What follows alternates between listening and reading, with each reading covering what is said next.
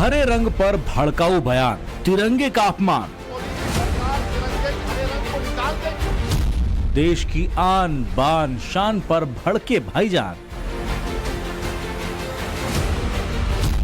राष्ट्र ध्वज पर रंग वाली सियासत क्यों?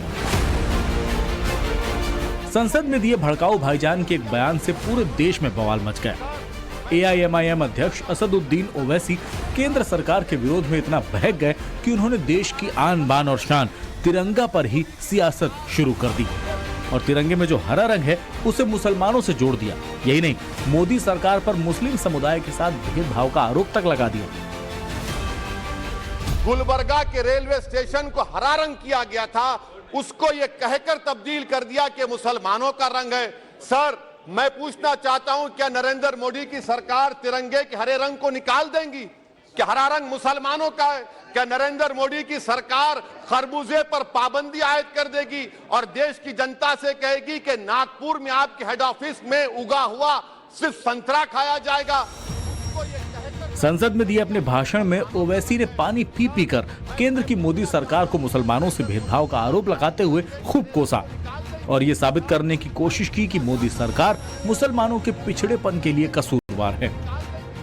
क्या ये बात सच नहीं है कि आपने माइनॉरिटी के बजट को 40% कम कर दिया, स्कॉलरशिप के पैसों में 560 करोड़ रुपए कम कर दिए? ये आपकी मोहब्बत है जो नफरत की निशानी बनती है। नरेंद्र मोदी की सरकार ये नहीं चाहती कि अक़लियत और मुसलमानों के बच्चे तालीम याफ्ता होकर इस देश को मजबूत करें। वो उनको हमेशा गुर्बत और नाइंसाफी का शिकार बनाकर रखना चाहती है। चुनावी मौसम में फायदा लेने के लिए असदुद्दीन ओवैसी ने पसमानदा मुसलमानों को दलित का दर्जा मिले, लगे हाथ इसकी भी वकालत कर डाली। प्रेसिडेंट ने जो अपने एड्रेस में बात कही है उसमें एक वर्ड माइनॉरिटी का इस्तेमाल नहीं हुआ। पसमानदा मुसलमान की बात सरकार करती है, भाई पसमानदा मुसलमान को दलित स्टेटस दीजिए ना। और फिर ख्वाजा गरीब नवाज के उर्स में आप चादर बिछाते हैं और श्रीनगर हो, आसाम हो, उत्तर प्रदेश हो, मध्य प्रदेश हो, आप गरीब आवाम के सर पर से चादर नहीं बोले घर छीन रहे हैं। लेकिन केंद्र सरकार को मुस्लिम विरोधी बताने वाले भड़काऊ भाईजान की बातों में कितनी सच्चाई है आपको बताते हैं। मोदी सरकार ने मुस्लिम महिलाओं को हक दिलाने के लिए 3 तलाक कानून बनाया, हज के लिए कोटा बढ़ा और VVIP कोटा खत्म किया, हज यात्रा पर GST 18% से घटाकर 5% किया, वक्फ बोर्ड की संपत्तियों के दस्तावेज को डिजिटल किया, अल्पसंख्यक समुदाय के लिए हुनर हाट लगाया। शुरुआती 5 साल में मुस्लिम कल्याण में 22,000 करोड़ रुपए खर्च किए। केंद्र सरकार की हर योजना में बड़ी संख्या में मुस्लिम शामिल किए गए। उज्ज्वला, आयुष्मान, किसान निधि सम्मान में हिस्सेदारी दी। दरअसल सच्चाई ये नहीं जो ओवैसी बता रहे हैं, उन्हें डर है अपने लगातार खिसकते वोट बैंक का। धर्म के नाम पर धुरंधर बयान देने वाले ओवैसी का हर दांव फेल हो रहा है। इस साल 9 राज्यों में विधानसभा चुनाव और 2024 में सत्ता का महासमर। ओवैसी बस मुस्लिम वोट बैंक के एजेंडे पर काम कर रहे हैं और अपना चुनावी मिशन सेट करने की कोशिश में हैं।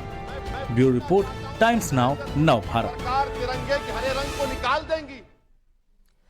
तो आखिर राष्ट्र ध्वज पर ये किस तरह की रंग वाली राजनीति है, ये समझने की कोशिश करेंगे। मेरे साथ में जो एक बड़ा पैनल है मेहमानों का, उनसे मिलवा देती हूँ।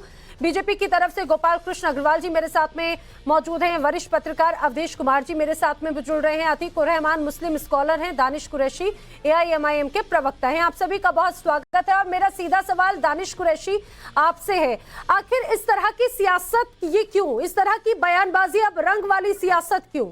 राष्ट्रीय ध्वज के हरे रंग को क्या हर चीज को सिर्फ और सिर्फ ये कहा जाए कि उसको धर्म से जोड़कर देखना जरूरी है क्या? देखिए, एक रेलवे स्टेशन पर जब ये कलर का पूरा वाकया आया और उसमें कलर ये कहकर चेंज कर दिया गया कि किसी धर्म विशेष का है, इस पर ये बहस पार्लियामेंट तक पहुंची है। तो इसमें असदुद्दीन ओवैसी साहब ने जो सवाल पूछा है तो सरकार को इस पर जवाब देना चाहिए। दूसरे नंबर की बात यह है कि जिस तरीके की अराजक राजनीति देश में चल रही है, अब देखिए माइनॉरिटी के जो बजट की बात उन्होंने कही है, एजुकेशन बजट कम कर दिया गया। तो आप मुझे बताइए कि क्या पिछले बजट में के मुकाबले इस साल जो 38% से 40% बजट कम किया गया, तो क्या इसमें जो अकलियत जो है, अल्पसंख्यक मुसलमान जो है, उनका एजुकेशन रेशियो 100% हो गया है? क्या जरूरत नहीं है इसलिए कम किया गया? दानिश कुरैशी, मैं चाहूंगी जरा अगर आंकड़ों पर बात कर रहे हैं, मैं चाहूंगी वो लगातार टीवी स्क्रीन पे भी हम दिखा रहे हैं। उड़ान योजना आप जानते होंगे, शादी शगुन योजना आप जानते होंगे, ईदी योजना आप जानते होंगे, उस्ताद योजना के बारे में भी आपने सुना होगा तो आप लोगों को बताएंगे भी, सीखो और कमाओ योजना भी आप जानते होंगे। ये दरअसल मैं उन योजनाओं के नाम आपको बता रही हूं जो कि सबसे ज्यादा मुस्लिम जो अल्पसंख्यक हैं उनके लिए ये योजना किस तरह से समाज में अभी है। मुस्लिम बेटियों को, महिलाओं को, जो पिछड़े जो पंक्ति में लोग हैं उन्हें आगे लाने के लिए ये योजनाएं हैं। इनके बारे में भी जरा जिक्र कीजिए। देखिए नाना जी, दिक्कत क्या है कि भारतीय जनता पार्टी बहुत चालाकी से ये बातें करती है। मैं आपको बताऊं, हमारा आईन जब नाफिज हुआ उस वक्त एससी और एसटी को क्यों स्पेशल स्टेटस दिया? क्योंकि कहीं ना कहीं वो वर्ग जो था वो कमजोर था, तो कमजोर वर्ग के लिए प्राथमिकता सरकार बनाए। आप समान वेलफेयर योजनाओं की जो बात कर रही हैं उसमें से अगर लाभ लेकर सशक्त हुआ जा सकता था तो सच्चर कमेटी की रिपोर्ट कांग्रेस के शासनकाल में न बनी होती कि आजादी के बाद मुसलमानों का क्या स्टेटस है। और उस बात को बीते हुए आज 15-17 साल और हो चुके हैं, क्या हालात रहे होंगे। मैं वही बात कह रहा हूं कि क्या हम इस देश में इस तरीके का माहौल बनाना चाहते हैं कि वेलफेयर योजनाएं भी, जो कि सरकार की जिम्मेदारी है हर नागरिक तक पहुंचाना, वेलफेयर योजनाएं भी लेकिन दानिश कुरैशी, दरअसल मैं इसीलिए सवाल पूछना चाह रही हूँ कि हर बार ये, मुझे एक बात सुनिए, ये जो तिरंगे के हरे रंग वाली या हरे रंग को सियासत से या मुस्लिमों को जोड़ने की या फिर भगवा को हिंदुओं से जोड़ने की, सफेद को ये कहा जाए पारसी से या फिर क्रिश्चियन से जोड़ने की सियासत, आखिर ये क्यों नहीं विकास के मुद्दे पर बात करते? क्यों नहीं हमेशा इस तरह की बयानबाजियों का क्या मतलब होता है? मैं चाहूंगी जरा गोपाल कृष्ण अग्रवाल जी इसका जवाब दीजिए। भाई दानिश कुरैशी तो कह रहे हैं कि ये बांटने वाली सियासत आपने कर दी, जब नाम बदला गया तो उसमें यही तर्क दिया गया, रंगों की सियासत क्यों है? देखिए, सबसे पहली बात, ये कौन कह रहा है? ओवैसी जो खुद मुसलमानों के वोट बैंक और मुसलमानों की जो कम्युनल राजनीति है उसके ऊपर ही उनका पूरा आधार है। उनकी राजनीति का अस्तित्व क्या है? मुसलमानों को डराओ धमकाओ, उनके अंदर फियर कॉम्प्लेक्स क्रिएट करो और उसके ऊपर अपनी राजनीतिक रोटियां सेको।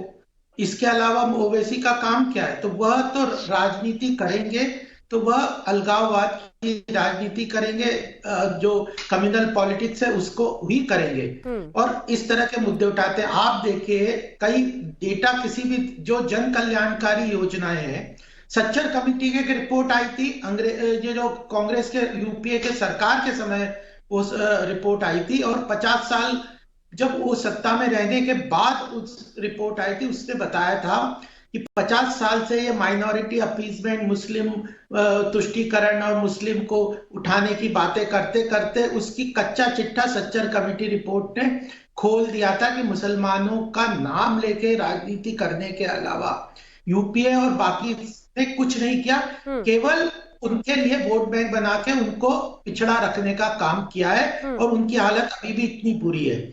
उसके बाद 9 साल से हम सत्ता नहीं, लेकिन गोपाल जी, यहाँ पर तो दानिश जी आरोप लगा रहे हैं कि भाई अब तो आपने बजट भी कम कर दिया, आपने हर चीज आपने रंग में भी बांट दिया, मुस्लिम महिलाओं को, मुस्लिम बच्चों को, मुस्लिम युवाओं के लिए तो आपने कुछ दिया ही नहीं बजट में।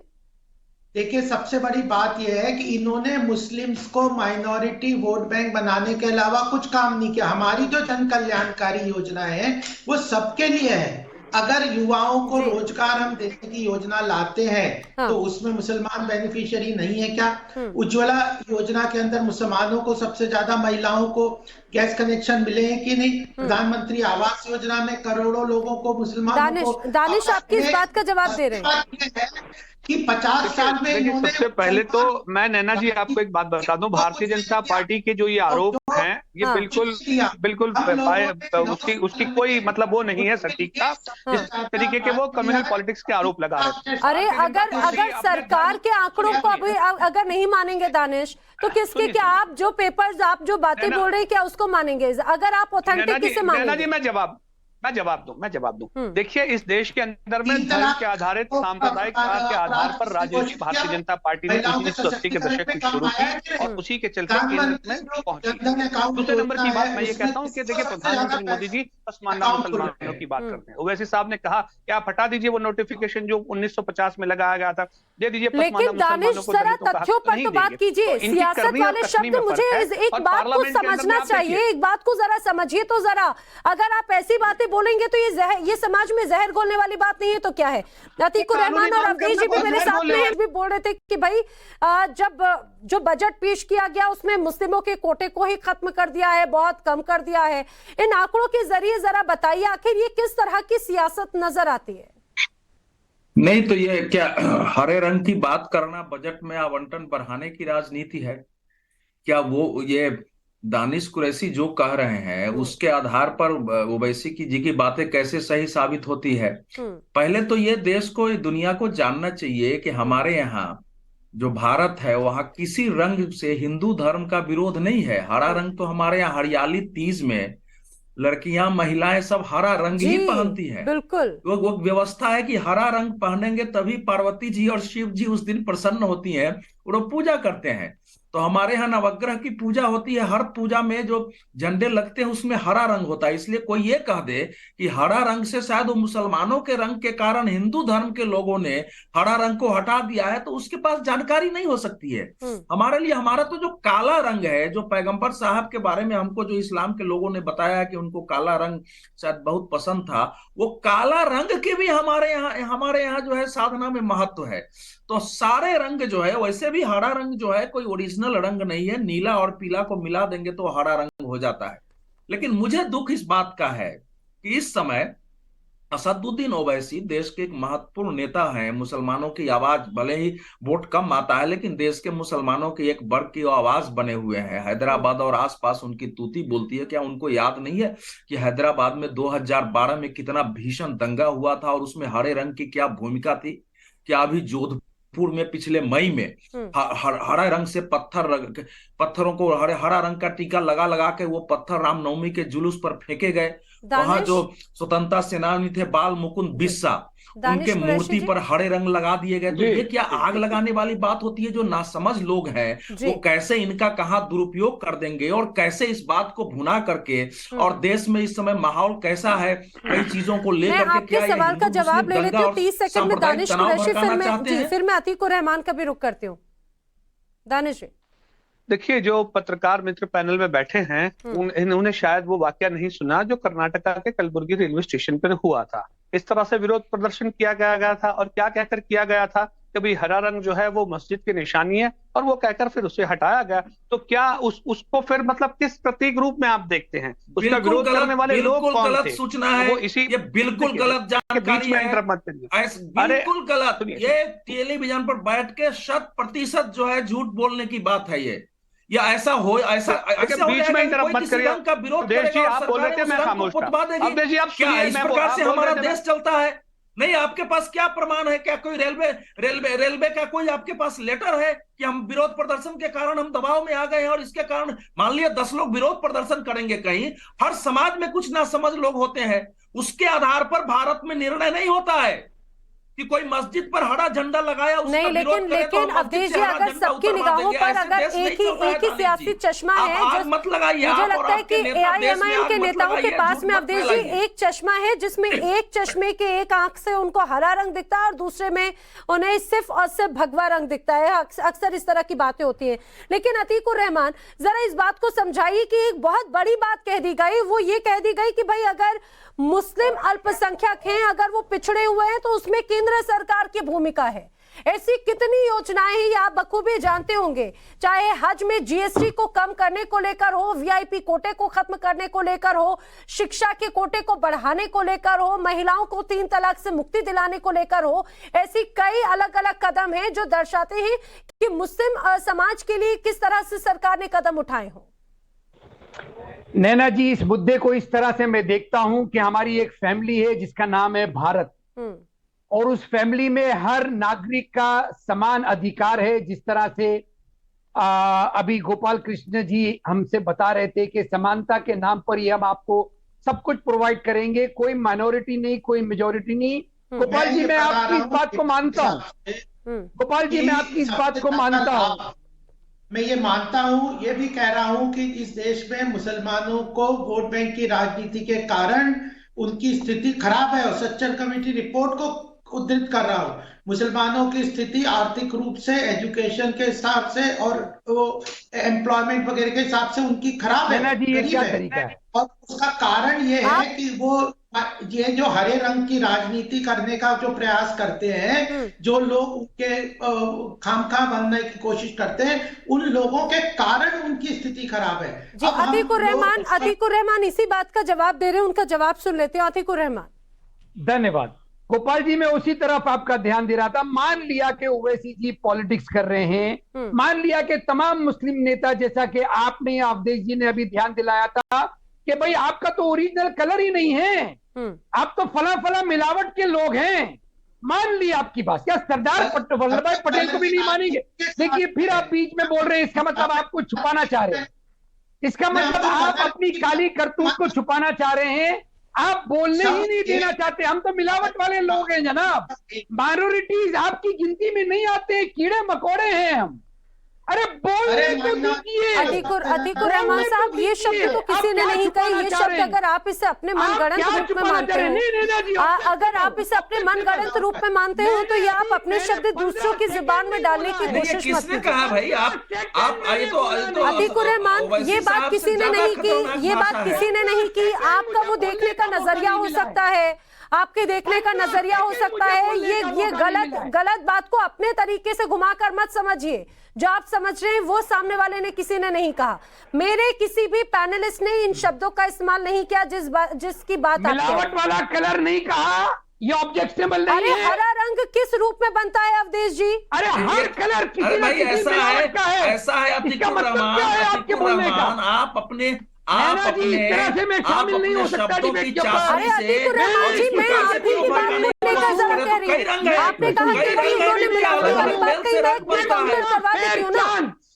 अतीकुर रहमान में काउंटर करवा देती हूँ। कहा कि हरा रंग जो है हमारे यहाँ पूजा में उपयोग होता है, हमारे यहाँ महिलाओं को पहनना पड़ता है, लेकिन रंग अगर कोई अलग अलग रंगों से रंग बनता है तो वो बताने में क्या समस्या है कि आपको लग गया?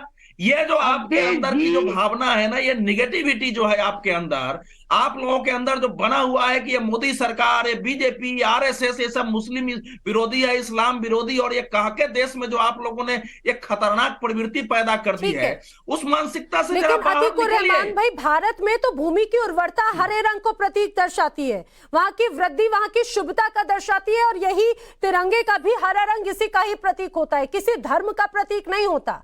लेकिन मुझे एक बात जरा बताइए, चलिए रंग की सियासत तो ठीक है, एक मुद्दा हो सकता है। अगर बार बार असदुद्दीन ओवैसी कहते हैं कि भाई जिस तरह से मुस्लिम समुदाय पिछड़ा हुआ है उसमें केंद्र सरकार की भूमिका है, उसमें यहाँ की सरकारों की भूमिका है, जरा उन योजनाओं का भी तो जिक्र कीजिए। किस आधार पर कह रहे हैं, किसकी भूमिका है यहाँ पर? वो मौलानाओं या फिर उन मदरसों की भूमिका है जो बाकी की जो मौजूदा जो शिक्षा व्यवस्था है उसमें आने नहीं देते, या सरकार की यहाँ पे भूमिका नजर आती है? नैना जी, मैं जो कुछ भी कहूंगा ये मुझे नहीं बोलने देंगे। आपके दर्शकों को जान लेनी दीजिए कि मुसलमानों की यही स्थिति बीजेपी ने बना के रखी है, उनको बोलने का राइट नहीं है, आप शिकायत नहीं कर सकते, आप बिल्कुल भी। अतीकुर रहमान, ये विक्टिम कार्ड हमेशा नहीं चलता है, इस बात को समझिए। आप तो पढ़े लिखे इंसान हैं अतीकुर रहमान, आप स्कॉलर हैं, मुस्लिम स्कॉलर हैं, पढ़े लिखे इंसान हैं। आप ये मान के चलिए कि हम भारत में रहते हैं। आपने कहा भारत एक समाज, हम उस समाज में भारत जिसका नाम है। माइनॉरिटीज, मुसलमानों को बोलने का राइट सरदार वल्लभ भाई पटेल ने जो दिया था वो छीना गया है, आज इस डिबेट में साबित होता है। देखिए ये उत्पीड़न कार्ड खेल रहे हैं, विक्टिम कार्ड खेल रहे हैं। दानिश कुरैशी आराम से बोल रहे हैं, इनको भी बोलने की छूटे। ऐसा है कि पूरा देश और दुनिया देख रहा है, पूरा देश और दुनिया देख रहा है। दानिश कुरैशी ने तो बहुत इत्मीनान से अपनी बात कही, जहां पर अपनी बातों में घूम जाओ वहां पर विक्टिम कार्ड खेलते हो। नहीं, अतीकुर रहमान ऐसे नहीं चलेगा। अगर बात करनी आप तथ्यों पे करो ना, जहां पे आपकी बात गोल गोल घूम जाए, घिरते हुए नजर आए, तो वहां पे विक्टिम कार्ड खेल देते हैं, ऐसे नहीं चलेगा। दानिश कुरैशी, दानिश कुरैशी, आपको भी बात करने का पूरा मौका दे रही हूँ। अतीकुर रहमान कह रहे हैं भाई यहाँ पे तो बोलने का ही मौका नहीं देते हैं, भारत में मुस्लिमों की आवाज बंद कर दी जा रही है। अगर मुस्लिमों की आवाज बंद कर दी जाती तो आप सुनिए जरा किस तरह से जगह जगह पर जो इस तरह से जहर घोलते हुए बयान सामने आते हैं वो नहीं आते कम से कम। देखिए, अवधेश कुमार जी ने जो बात कही नैना, उनकी आधी बात से मैं इत्तेफाक रखता हूं कि सब समाज में कहीं ना कहीं कुछ न कुछ सड़न होती है, ऐसे लोग होते हैं। लेकिन दिक्कत क्या है, तकलीफ तब होती है जब प्रधानमंत्री इस पे खामोश हो जाते हैं कि आप चाकुओं को धार लगा लीजिए, चाकुओं के धार सिर्फ आप सब्जी काटने पे इस्तेमाल मत करिए, दूसरी तैयारियां भी रखिए। ये एक सांसद कहता है और रूलिंग शासक वर्ग का एक सांसद कहता है। दूसरा एक सांसद दिल्ली में खुलेआम ये कहता है कि आप अकलियत मुसलमानों की रेहड़ी से सामान मत खरीदिए, इनका बायकॉट करिए। इसके बावजूद भी जब प्रधानमंत्री खामोश हो जाते हैं, समूची भारतीय जनता पार्टी खामोश हो जाती है, तो आप बताइए फिर विक्टिमहुड की बात तो छोड़ दीजिए, अगर ये खौफ फैलाना नहीं है, ये खौफ पैदा करना या डराना नहीं है तो क्या है? इसके खिलाफ प्रधानमंत्री जी का एक शब्द नहीं आया उन सांसदों के खिलाफ कि आपने क्यों इस तरीके की बात कही, ना ही कोई एक्शन की तो बात ही छोड़ दीजिए, एक ट्वीट तक नहीं आया। तो दिक्कत क्या है? मुझे लगता है कि कहीं ना कहीं प्रधानमंत्री जी को भी मुसलमानों का विश्वास जीतने के लिए, देखिए पिछले साल की हम बात करें तो एएमयू का बजट घटाया गया, जामिया का बजट घटाया गया, वहीं बीएचयू का बजट बढ़ाया गया, आप देख लो 2 गुना कर दिया गया, अनकरीब 2.25 गुना किया गया। बजट भी बढ़ाया है जहां तक मुझे जानकारी है, अगर मैं सही हूं तो जरा पूछ लेती हूं गोपाल जी। ये इनके दानिश जी के अपने आंकड़े हैं। मेरा देखिए ऐसा है कि सवाल ये है कि दुनिया में माने सेकंड दूसरे नंबर की आबादी मुसलमान भारत में है, इसके बावजूद मुसलमान स्वयं को अपने को विक्टिम मानते हैं। विकास के पैमाने पर सरकार की कल्याणकारी योजनाओं का 39% इस देश के अल्पसंख्यकों को मिल रहा है। अभी भी अलग अलग राज्यों के अलग अलग आंकड़े हैं। 8 लाख महिलाओं को कौशल विकास मिला, इतने लोग आपका सिविल सर्विसेज में जा रहे हैं, उनके लिए प्रशिक्षण हो रहा है। इसके बावजूद अगर इस देश के मुसलमानों को, खासकर पढ़े लिखे मुसलमानों को लग रहा है कि उनके लिए सरकार कुछ कर ही नहीं रही है, तो फिर इसका कोई उपाय नहीं है ना। इंटरप्ट करके इस तरह की बात करते हैं आप। कलबुर्गी नहीं, आप बीच में इंटरप्ट क्या करेंगे? जब आप बोल रहे थे, आपने जो आंकड़े दिए हैं कि भैया जामिया का घटा दिया, अलीगढ़ मुस्लिम विश्वविद्यालय का घटा दिया और बीएचयू का बढ़ा दिया, तो इस आंकड़े के पीछे क्या आपको लगता है कि इस प्रकार से बजट बनता है देश में? नहीं बोलेंगे आप, उसके पीछे कुछ तर्क होते हैं आवंटन को लेकर के। आप इस प्रकार से बातें करेंगे तो उसको तो रोकना पड़ेगा ना। उन चीजों से प्रॉब्लम नहीं है जो वाकई में हमारे देश के लिए खतरा है, उन पर आप नहीं बोलेंगे अवधेश जी, उन पर आप नहीं, देश के लिए वही काम प्रधानमंत्री का है और उसी को सजाग करने के लिए दानिश कुरैशी देश के लिए खतरा क्या है? दानिश कुरैशी देश के लिए खतरा वो जहरीले बयान है, वो जहरीले बोल है जो लोगों के बीच में एक बड़ी दरार पैदा कर देते हैं, जो लोगों के बीच में बड़ी दरार पैदा कर देते हैं, जो रंग के जरिए भेदभाव पैदा कर देते हैं, जो रंग के जरिए लोगों के मन में जहर घोलने का काम करते हैं। देश के लिए खतरा वो है। जिन लोगों ने रंग की मुखालिफत की उनके खिलाफ कानूनी कार्रवाई क्यों नहीं की गई, बताइए तो। नहीं, ऐसा है, देखिए हर चीज पे अब कानूनी कार्रवाई क्यों नहीं की गई? आप जाके थाने से पूछिए, क्योंकि कोई अगर संविधान 20 लाख अकलियत मुसलमानों को कत्ल करने का प्लानिंग चलेगा, उनके खिलाफ सख्त कार्रवाई नहीं होगी। किस आधार पे बात कर रहे हैं? गोपाल कृष्ण अग्रवाल जी, आप जरा ये बताइए। ठीक है, गोपाल कृष्ण अग्रवाल जी से मैं पूछ लेती हूँ। गोपाल कृष्ण अग्रवाल जी, ये बार बार मेरे पैनलिस्ट दानिश कुरैशी, अतीकुर रहमान का भी ये आरोप है कि भाई जो धीरे धीरे कोटा है वो कोटा खत्म कर दिया जा रहा है मुस्लिमों का, ऐसा क्यों कर? सबसे पहली बात है कि समाज के या किसी धर्म के उन लोगों को जो कि वीकर सेक्शंस है उसके ऊपर सरकार की योजनाओं का ज्यादा ध्यान होना चाहिए। तो अगर पसमानदा मुसलमान जिनकी स्थिति इनकी अपनी राजनीतिक रोटियां सेकने के कारण, पूरा मुस्लिम राजनीतिक से रोटियां सेकने के कारण जिनके ऊपर कभी इन्होंने ध्यान नहीं दिया, उसके ऊपर प्रधानमंत्री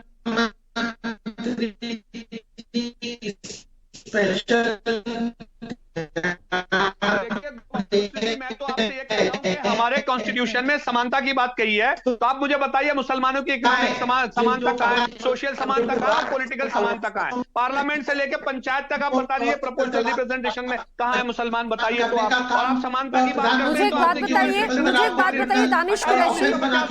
ठीक है गोपाल कृष्ण जी, आपकी आवाज और नेटवर्क में कुछ दिक्कत आ रही है, आपको रिकनेक्ट करवाती हूँ। लेकिन दानिश कुरैशी, आप समानता की बात कह रहे हैं, मैं चाहूंगी अवधेश जी भी इस बात में जरूर शामिल हो। मैं जरा अगर कुछ आंकड़ों के जरिए, कुछ ग्राफिक्स के जरिए अगर समझा पाए, देश में 14% मुस्लिम आबादी है। दानिश कुरैशी, अतीक उर रहमान, आप ये मान रहे हैं, लेकिन एआईएमआईएम के नेता असदुद्दीन ओवैसी तो मुस्लिम नेताओं में बड़े चेहरे हैं ना, उनकी पार्टी के कितने सांसद हैं? क्या वो चुनाव नहीं लड़ते? कहां चुनाव नहीं लड़ा? महाराष्ट्र में नहीं लड़ा, गुजरात में नहीं लड़ा, बिहार में नहीं लड़ा, कहां नहीं लड़ा? कितने सांसद आए आपके, कितने विधायक आए आपके? मुझसे सवाल पूछ रही हैं? जी मैं आप ही के सामने तथ्य रख रही हूँ। नैना जी मैं आपको जवाब दूं। देखिए सुनिए मेरी बात। आप असमानता की अगर बात करें, नहीं दानिश कुरैशी, सबसे पहले समझिए बिहार में 17% मुसलमान है, बिहार में 17% मुसलमान है, 5 आपके नेता जीते थे। होना चाहिए। नहीं, पहले दानिश कुरैशी ऐसे नहीं, अगर आपने मुझसे तथ्य की बात की, तथ्य को समझिए। बिहार में आपके 5 नेता जीते थे, 4 आपके नेता छोड़ के चले गए, 4 आपके नेता छोड़ के चले गए। महाराष्ट्र में 12% है आपके मुस्लिम वोटर्स हैं, सिर्फ 2 नेता जीत कर आए। आप कहां से बात कर रहे हैं असमानता की? वो नहीं मिल रहा, लोक चाहना नहीं मिल रही। नहीं, आप समानता असमानता की बात कहां से कर रहे हैं? अतीक उर रहमान, अल्पसंख्यकों को इंक्लूसिवनेस करने के लिए। अतीक उर रहमान, अगर बात आप आंकड़ों की करें, जरा इसी बात पे आइए। अगर अभी दानिश भाई जो कह रहे हैं कि भाई असमानता की बात है, कहां से आगे असमानता की बात? नैना जी, मैं गोपाल कृष्ण जी से सिर्फ एक सवाल पूछना चाहता हूं। जब आप सरदार वल्लभ भाई पटेल की बात ही मानने को तैयार नहीं है, जब मुसलमानों ने सेपरेट इलेक्टोरेट की कुर्बानी दी थी, तो सरदार वल्लभ भाई पटेल ने आपसे क्या कहा था कि ये मुसलमानों और माइनॉरिटीज की कुर्बानी आप भूलना नहीं। आज ये नौबत आप ले आए हैं कि आप मुसलमानों को माइनॉरिटी मानने को तैयार नहीं है, बल्कि ये कहते हैं आपके प्रवक्ता और आप भी कि हम सेकेंड लार्जेस्ट मेजॉरिटी हैं। अगर ये हकीकत नहीं है तो आपने अलीगढ़ मुस्लिम यूनिवर्सिटी के माइनॉरिटी स्टेटस को चैलेंज क्यों कर रखा है? अरे लेकिन अतीक उर रहमान, आप मुस्लिम स्कॉलर हैं, आप माइनॉरिटी और मेजॉरिटी के आप उस जनगणना के आंकड़ों को तो भी देखिए। 2011 की रिपोर्ट को ही अगर आप उसमें बात मान के चलेंगे तो तब से लेकर अभी तक जो अगर आबादी बढ़ी है, जरा उसको भी ध्यान में रखिए। अगर पढ़ी लिखी चीजों पे अगर हम बात आते हैं उन आंकड़ों पे बात कीजिए, लेकिन रंग की सियासत से देश को बांटने का काम मत कीजिए। वक्त की कमी, आप सभी मेरे साथ चर्चा में शामिल हुए, आप सभी का बहुत बहुत धन्यवाद।